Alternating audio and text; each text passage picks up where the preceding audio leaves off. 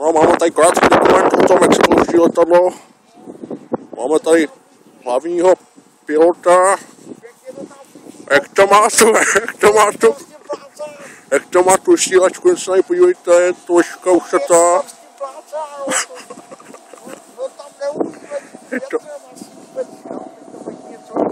Má tam nějakýho konkurenta. Leď za ním. Vidíš ho tamhle? Je to tvoje, nebo?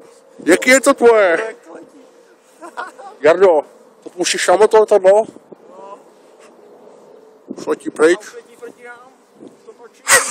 Hej, leď za tím letadlem. Hej, leď za ním. Já ho dojedu! Už ho skoro mám! Jo, já jim zabraný. Je tam! Už jsem ho obletěl. Už můžu letět zpátky. Prostě, že to má nějaký radar, který to říkal tomu druhému letadlu. Máme tady nějakýho konkurenta. Bacha stíhač. A teď to pěkně plachtí. Hele. Ten vítr pěkně bere teda.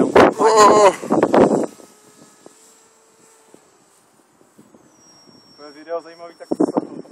No teda, pánové, já mám pocit, jako kdybych šel jointa, když to tady lítá kolem mě. Co ty, Pepo? Já už mám něco přízemního, počkej. Hele, větřík. Už to tlačím k zemi, jo. No dobrý. Sleduj, už letí, jo. Už nám to tu letí.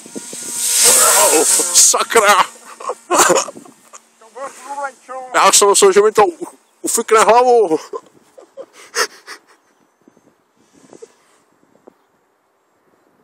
No tak. To je stíhací systém. No v pořádku.